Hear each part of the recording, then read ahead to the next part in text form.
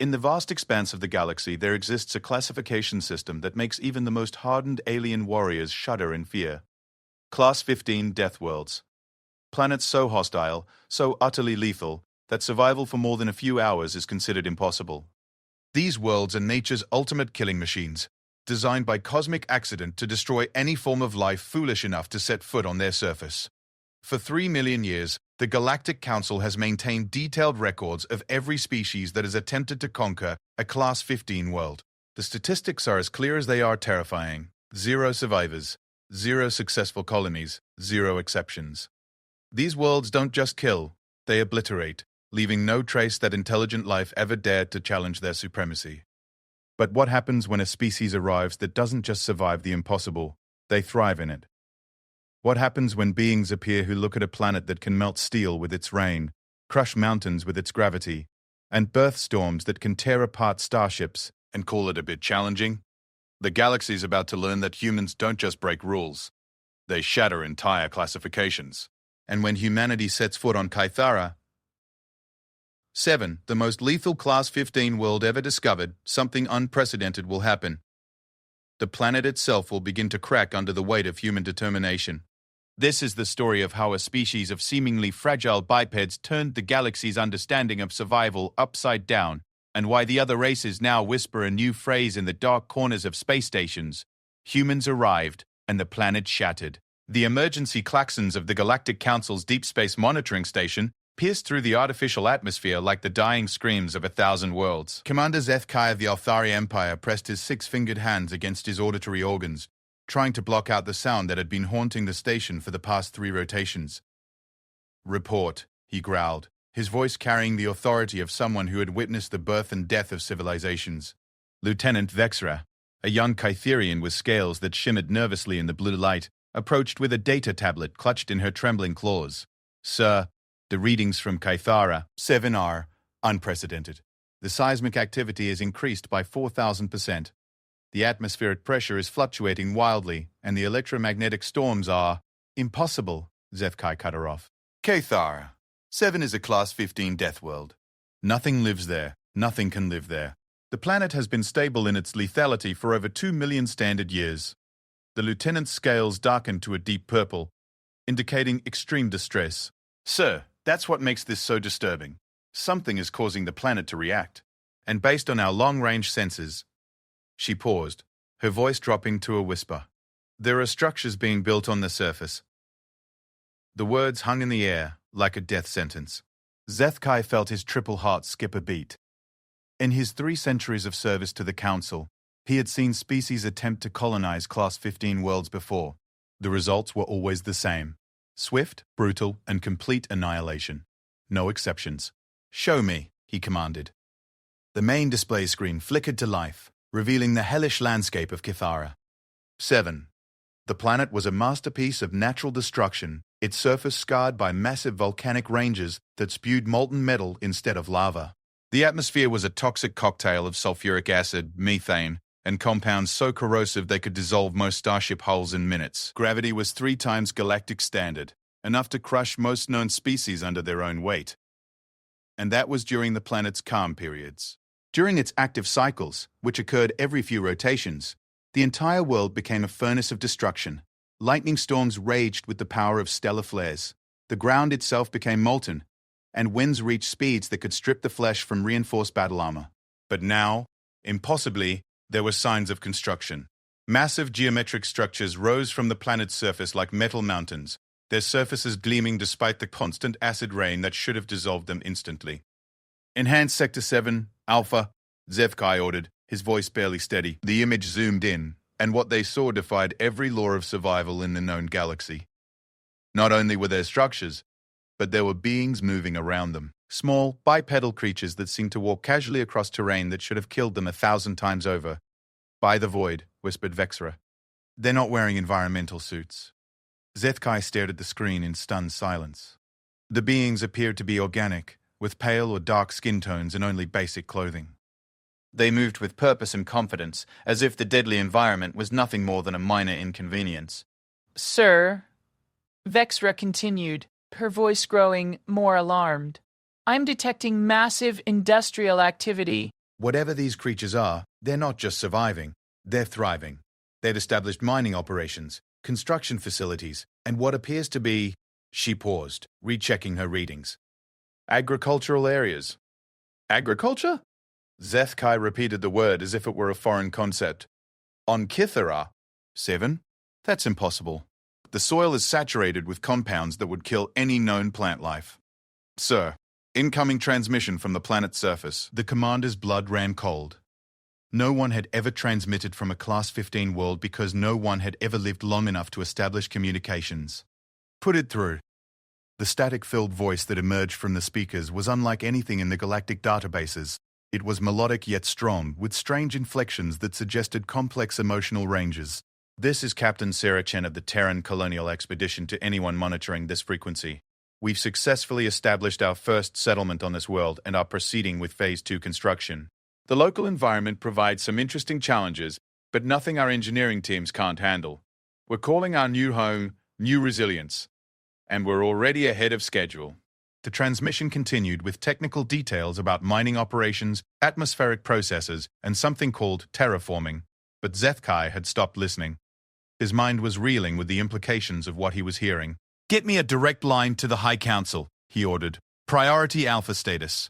Within moments, the holographic forms of the 12 most powerful beings in the galaxy materialized around the command station.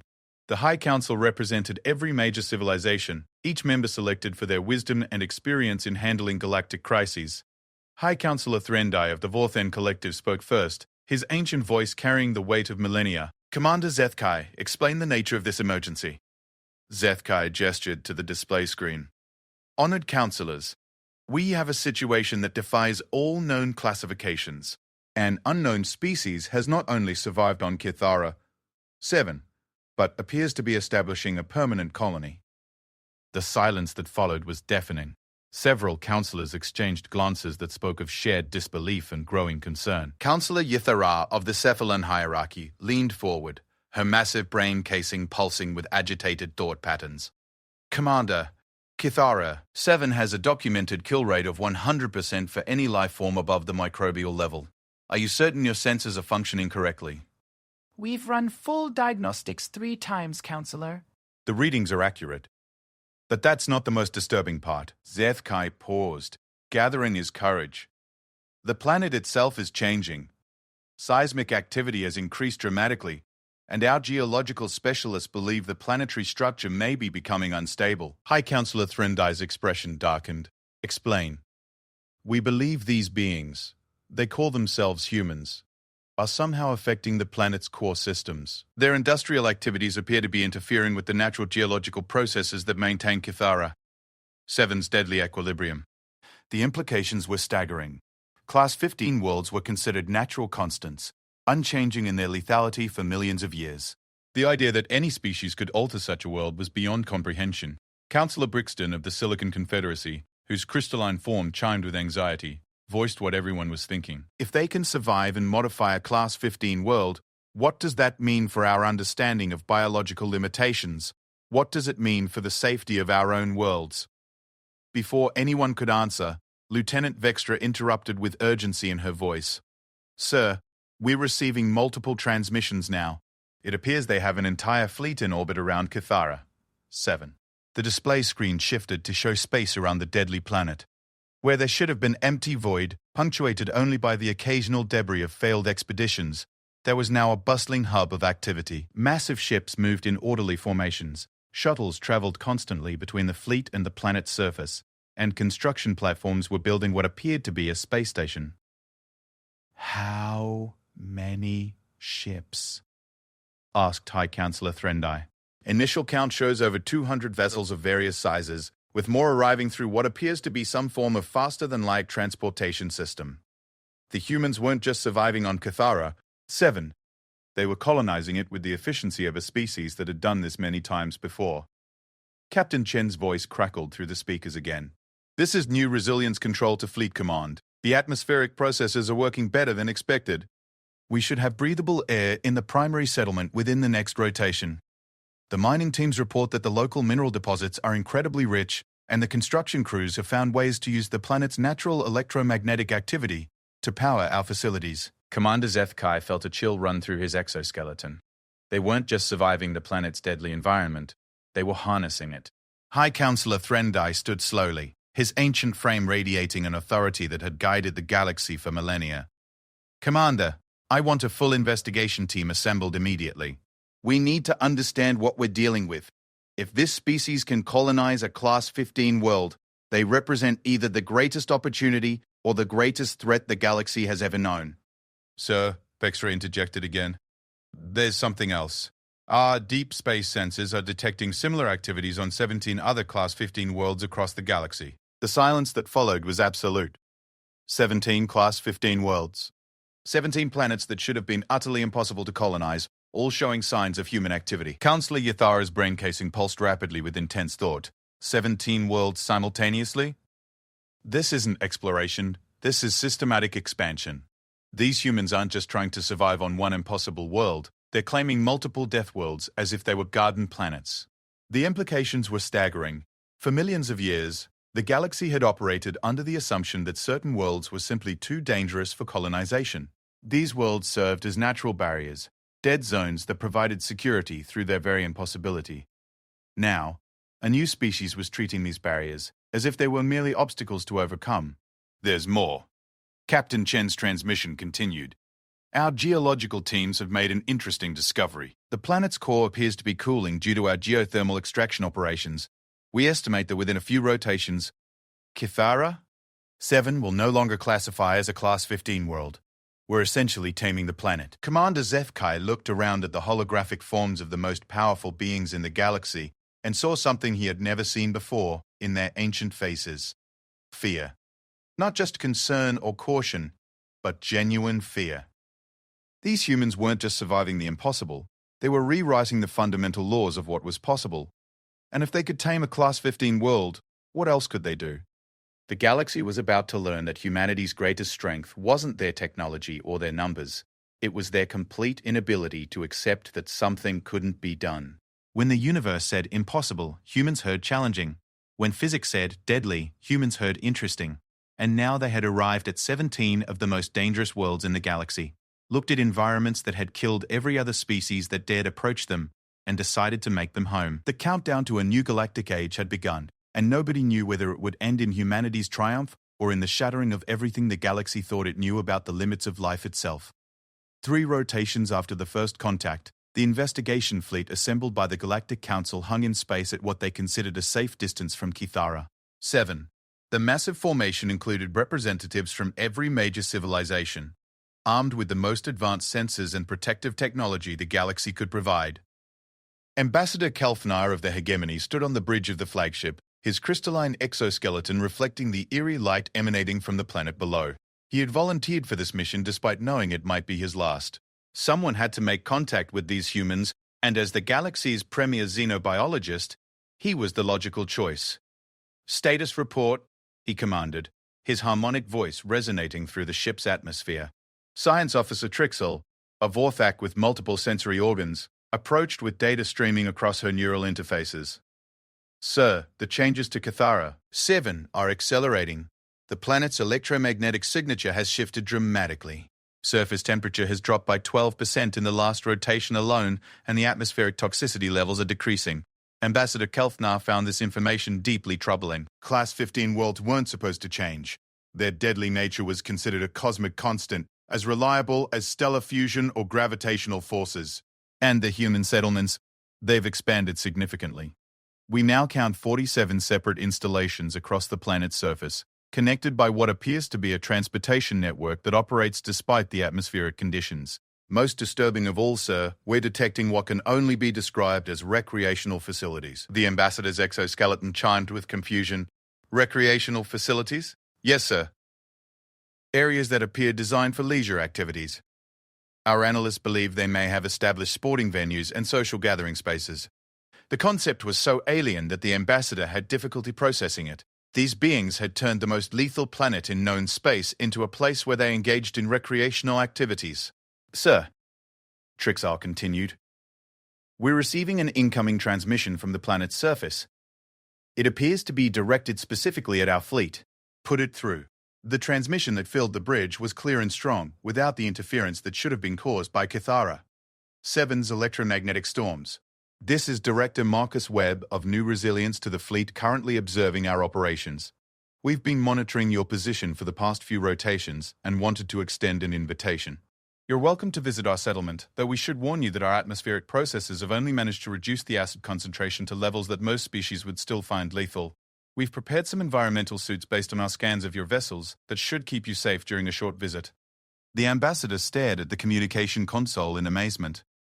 The humans were not only aware of their presence, but were inviting them to visit a Class 15 world as if it were a routine diplomatic meeting.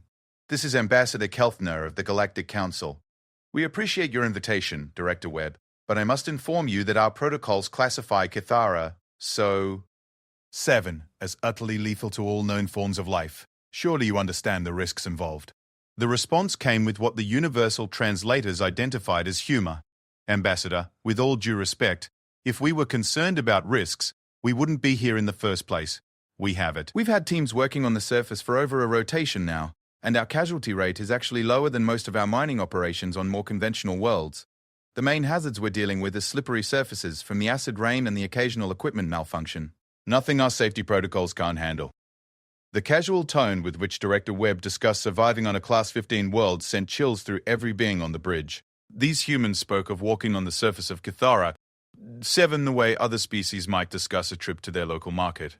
Director Webb, the ambassador continued carefully, our records indicate that no previous expedition to a Class 15 world has ever reported survivors. How is it that your species has not only survived but thrived in this environment? There was a brief pause before Webb responded, and when he did, there was a note of genuine surprise in his voice. Wait. You're telling me that other species have tried to colonize worlds like this and failed? How is that possible? I mean, sure, it's challenging, but the mineral wealth alone makes it worth the effort. Plus, once you get used to the gravity, it's actually great for physical conditioning. Our athletes are going to be monsters when they go back to standard gravity worlds. The ambassador felt his consciousness reeling. The humans weren't just surviving on Kithara 7, they were treating it as an opportunity for physical improvement. Science Officer Trixel suddenly tensed, her sensory organs detecting something that made her neural patterns spike with alarm. Sir, I'm reading massive geological instability. The planet's tectonic system is showing signs of catastrophic failure. Before the ambassador could respond, Director Webb's voice came through the speakers with noticeable urgency. Fleet Command, we're showing some significant seismic activity here. Our geological teams think we may have extracted a bit too much material from the planetary core. We're implementing stabilization procedures, but we wanted to give you a heads up in case you want to move to a safer distance.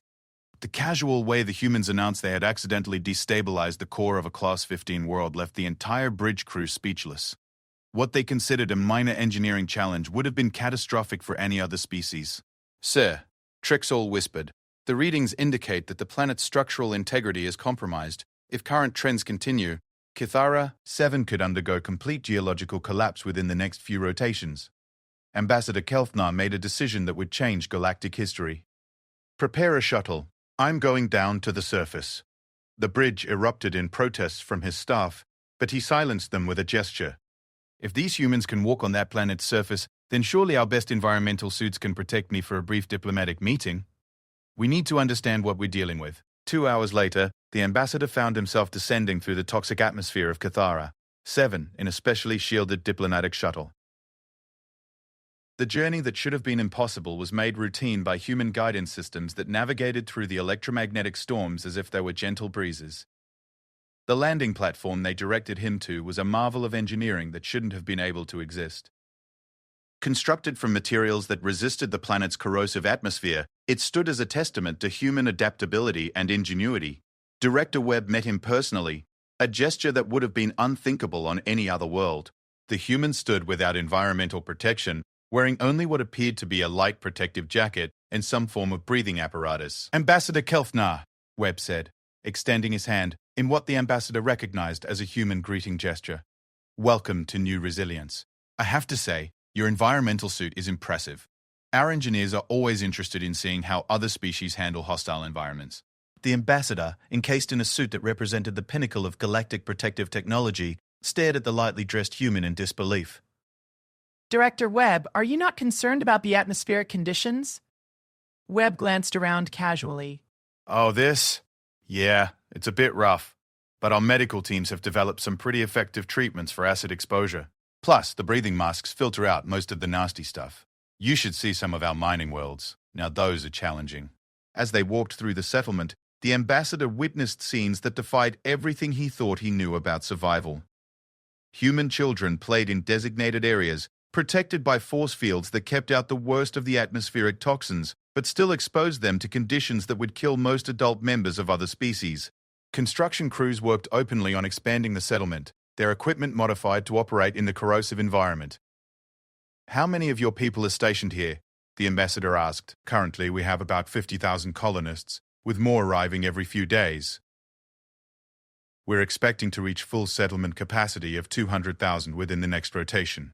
After that, we'll probably expand to the other continents. 200,000 beings living permanently on a Class 15 world. The number was so staggering that the ambassador had to recalibrate his understanding of what was possible.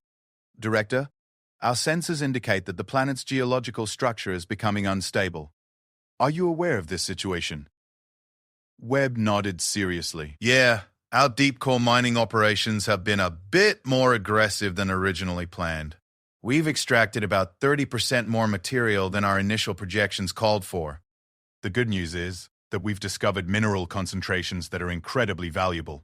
The bad news is that we may have compromised the planet's structural integrity. The casual way Webb discussed potentially destroying an entire world left the ambassador speechless. Director, if the planet's core destabilizes, the entire world could collapse. That's what our geologists are saying, Webb agreed. We've got teams working on stabilization procedures, but if worst comes to worst, we'll just evacuate to one of our other settlements. We've got 17 worlds in development, so losing one wouldn't be catastrophic for our expansion plans. 17 worlds. The humans had casually mentioned their presence on 17 Class 15 worlds as if they were discussing vacation properties. How is your species able to survive in these environments? The ambassador finally asked the question that had been burning in his mind since first contact. Webb considered the question for a moment. I'm not sure I understand. Survive what? The gravity? The atmosphere? The electromagnetic storms? I mean, they're challenges, sure, but nothing we haven't dealt with before. Our homeworld wasn't exactly a garden paradise, you know. We evolved on a planet with pretty harsh conditions, so this isn't really that different. The ambassador realized with growing amazement that humans didn't consider Kithara 7 exceptionally dangerous. To them, it was simply another world with a unique set of environmental factors to overcome. Ambassador, Webb continued, I have to ask, what do other species consider challenging environments? Because from our preliminary surveys of galactic civilization, it seems like most people live on worlds that are almost artificially perfect. How do you handle adversity? How do you push your limits and grow as individuals and societies? The question revealed a fundamental difference between humans and the rest of galactic civilization. While other species sought perfect, safe environments, humans seemed to thrive on challenge and adversity. Suddenly, alarms began sounding throughout the settlement. Webb's casual demeanor shifted to focused professionalism as he activated a communication device. This is Webb. Report. Director, we've got a major seismic event developing. Core pressure is spiking beyond safe parameters. Recommend immediate evacuation of all non-essential personnel. Webb turned to the ambassador. I'm sorry, but we're going to have to cut this meeting short. We need to implement emergency protocols. As evacuation procedures began around them, the ambassador watched in amazement as humans moved with practiced efficiency to address a crisis that would have panicked any other species. They weren't running in terror from the collapsing world. They were implementing contingency plans as if this were a routine occurrence. Director, the ambassador said as they headed back to the landing platform, what happens if you can't stabilize the planet? Webb shrugged with characteristic human nonchalance. Then we'll have learned valuable lessons about core extraction limits that we can apply to our other operations. Science is about learning from failures as much as successes. As the ambassador's shuttle lifted off from the surface of the dying world, he watched through the viewport as humans continued their evacuation procedures. Even as their planet collapsed beneath them, they maintained order, saved their equipment and resources, and planned for their next attempt. The trip back to the fleet gave him time to compose his report to the Galactic Council. But how could he explain what he had witnessed? How could he make them understand that humanity didn't just survive the impossible, they embraced it as a natural part of their existence? Below them, Cathara 7 continued its slow collapse, becoming the first Class 15 world in galactic history to die not from natural evolution, but from the determined efforts of a species that refused to accept limitations. The humans had arrived, and they had indeed shattered the planet. But more importantly, they had shattered every assumption the galaxy held about the limits of biological determination and adaptability. 6 rotations after the collapse of Cathara. 7. The emergency session of the Galactic Council convened in the ancient chamber that had witnessed the rise and fall of civilizations. High Counselor Threndai stood before the assembled representatives, his aged form carrying the weight of a decision that would reshape the galaxy's future. Honored delegates, he began, his voice echoing through the chamber, we gather today to address the most significant development in galactic history since the formation of the Council itself. The species known as humans have not only achieved the impossible by colonizing Class 15 worlds, they have fundamentally altered our understanding of biological limitations. The massive display screen behind him showed a map of the galaxy with 17 red markers, indicating the locations of former Class 15 worlds. Each marker told the same story: human colonization followed by rapid planetary modification and eventual reclassification. Ambassador Kelfnar, still bearing the psychic scars of his visit to the destroyed world, rose from his position. Counselors, my direct observations confirm what our remote sensors have detected. These humans do not merely survive hostile environments, they transform them. In the short time they have been active in our galaxy, they have eliminated 17 of our most reliable natural barriers. Counselor Yathara's massive brain casing pulsed with agitated thought patterns. The implications are staggering. If they can modify Class 15 worlds at will, no natural boundary can contain their expansion. They could theoretically colonize any world in the galaxy. The chamber filled with anxious murmurs from the assembled delegates. For millions of years, the galactic community had operated under the assumption that certain worlds were simply off limits. These natural barriers had provided security and stability, ensuring that no single species could expand without limits. There's more, High Counselor Threndai continued. Our intelligence networks report that humans have established diplomatic contact with over 200 minor species that were previously considered too primitive or isolated for galactic society. They appear to be forming some sort of alliance based on what they call mutual assistance and development. This news sent shockwaves through the chamber. The established galactic order depended on careful control of which species were allowed to participate in interstellar civilization. The humans seemed to be ignoring these protocols entirely. Councillor Brixton of the Silicon Confederacy chimed with metallic anxiety. Are we to understand that they are unilaterally expanding galactic civilization without council oversight? Before the High Counselor could respond, an aide rushed into the chamber with urgent information. Sir, we're receiving a direct transmission from the human fleet. They're requesting permission to address the council. The silence that followed was profound. Never in galactic history had an unrecognized species requested to address the council directly. Put them through, High Counselor Threndai commanded after a moment's consideration. The central display screen flickered, and the image of a human appeared. She was middle-aged by their standards, with graying hair and eyes that held an intelligence and determination that transcended species boundaries. Honored council members, she began, her voice carrying through the chamber's translation systems. I am Admiral Sarah Chen, representing the Terran Colonial Initiative. We understand there has been some concern about our expansion activities, and we felt it was important to address those concerns directly. High Counselor Threndai stepped forward. Admiral Chen, your species has fundamentally disrupted the galactic order by colonizing worlds that were considered impossible to inhabit. Your actions have eliminated natural barriers that have maintained stability for millions of years. Admiral Chen nodded thoughtfully.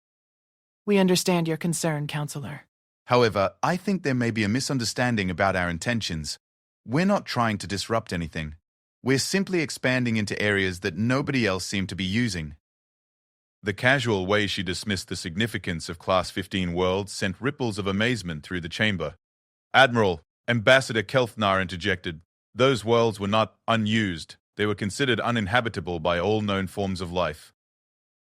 Chen smiled with what the translators identified as gentle amusement. Ambassador, with respect, Just because something hasn't been done before doesn't mean it can't be done. Our species has a long history of expanding into environments that others considered impossible. It's how we've always grown and developed. Counselor Yuthara leaned forward, her brain casing pulsing rapidly. Admiral Chen, are you saying that your species routinely colonizes hostile environments? That's exactly what I'm saying, Chen replied. Our homeworld was what you might classify as a mild Class 10 Deathworld. Extreme temperature variations, seismic activity, severe weather patterns, and a generally unstable ecosystem. We learned early that if you want to thrive, you have to adapt to whatever environment you find yourself in. The revelation that humans had evolved on what the galaxy would classify as a death world explained everything. While other species had developed on stable, life-supporting worlds, humans had been forged by adversity from the very beginning. Admiral, High Counselor Threndai said carefully, what are your species' intentions regarding galactic expansion? Chen considered the question seriously. Counselor, we want to continue expanding and developing, obviously. But we also want to help others do the same. We've already made contact with hundreds of species that your council seems to have overlooked. Many of them have incredible potential but lack the resources or knowledge to develop their capabilities. You speak of species we have overlooked, Councillor Brixton chimed. The Council carefully evaluates each species for readiness to join galactic civilization. With respect, Chen responded, your evaluation process seems to be based on achieving a level of technological and social development that matches your own. But what about species that might develop along different paths? What about those who might contribute something unique but different from what you expect? The question struck at the heart of galactic civilization's fundamental assumptions. The Council had always operated under the belief that there was a single path to advanced civilization, and only species that followed that path were worthy of inclusion. Admiral, Ambassador Kelthnar asked, what exactly do you propose? Chen's expression became more serious. We propose a new approach to galactic civilization. Instead of maintaining artificial barriers and exclusive clubs, we suggest expanding the definition of what's possible. We've already begun establishing trade relationships and mutual defense agreements with over 200 species that were previously considered primitive or isolated. The chamber erupted in concerned murmurs. The humans weren't just challenging the physical limitations of what worlds could be colonized, they were challenging the social and political structure of galactic civilization itself. Many of these species, Chen continued, have capabilities that your established civilizations lack. There are aquatic species with biotechnology advances that surpass anything we've seen, underground species with mineral extraction techniques that make our mining operations look primitive, species that have developed completely different approaches to energy production, transportation, and social organization. High Counselor Threndai felt the weight of millennia pressing down on him. Admiral, you are describing a fundamental reorganization of galactic society. Not reorganization, Chen corrected. Expansion. The current system isn't broken, it's just limited. You've created a stable civilization among species that are very similar to each other. We're suggesting that it might be time to see what's possible when you include species with different strengths and different approaches to solving problems. Councillor Yuthara's brain casing pulsed thoughtfully. You speak of different approaches, but how do we maintain stability and order with such diversity? Chen's response carried the confidence of a species that had thrived on chaos, the same way any ecosystem maintains stability, through diversity, adaptation, and mutual support. Homogeneous systems are stable until they encounter a challenge they weren't designed to handle. Diverse systems are more resilient because they have multiple ways of responding to unexpected situations. As if to emphasize her point, alerts began sounding throughout the council chamber. An aide rushed to High Counselor Threndai with urgent information. Sir, our deep space sensors are detecting massive gravitational anomalies in the outer rim. It appears to be some form of natural disaster that could affect dozens of systems. Without hesitation, Admiral Chen spoke up. Admiral, we've been monitoring those anomalies as well. Several of our allied species have experience with gravitational manipulation and spatial engineering. If the Council is willing to accept assistance, we could have response teams in position within 2 rotations. The offer highlighted the fundamental difference between the human approach and the traditional Council methodology. Where the Council would spend rotations in committee meetings to develop a response plan, the humans and their allies were already prepared to act.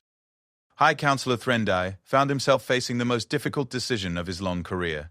Accept help from an unauthorized alliance of species, setting a precedent that could undermine the Council's authority forever, or maintain protocols while potentially allowing a disaster to unfold. "Admiral Chen," he said finally, "what assurances can you provide that your alliance will respect established territorial boundaries and existing agreements?"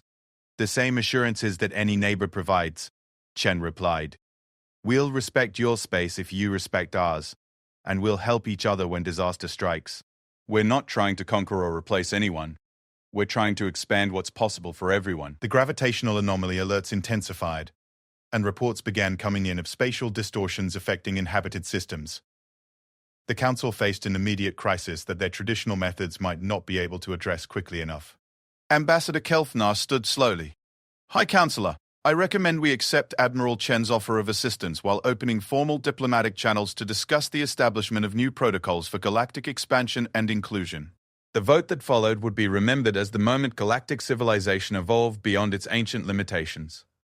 By a narrow margin, the Council voted to accept human assistance and begin negotiations for a new framework of galactic society. As human and allied ships moved swiftly to address the gravitational crisis, Admiral Chen made one final statement to the Council. "Councillors, 6 rotations ago you wondered what it meant that humans could survive on Class 15 worlds. Today, you have your answer. It means that when the galaxy faces challenges that seem impossible, you now have allies who specialize in making the impossible merely difficult." Over the following months, the gravitational crisis was resolved through the combined efforts of dozens of species using techniques and technologies that none had possessed alone. The success led to the establishment of the expanded Galactic Alliance, a new organization that operated alongside the traditional Council, but with radically different principles of inclusion and cooperation. Class 15 worlds were reclassified as human-suitable environments, and several other categories of previously impossible environments were opened for colonization by species with appropriate adaptations. The rigid barriers that had defined galactic civilization for millennia began to dissolve, replaced by a more dynamic and adaptable approach to interstellar society. Years later, historians would mark the arrival of humans at Kithara 7 as the beginning of the Second Galactic Age. Not because humans had conquered the galaxy, but because they had taught it that limitations were often just failures of imagination. The humans had arrived, and while they had indeed shattered planets, more importantly, they had shattered the galaxy's conception of what was possible. In doing so, they had opened doorways to a future where the phrase impossible had lost its meaning, and the only limit to galactic civilization was the collective willingness to grow and adapt. In the end, the greatest strength of humanity wasn't their ability to survive hostile environments. It was their inability to accept that growth and progress had limits. They looked at the galaxy's carefully maintained boundaries and saw not barriers but merely the starting point for their next great adventure.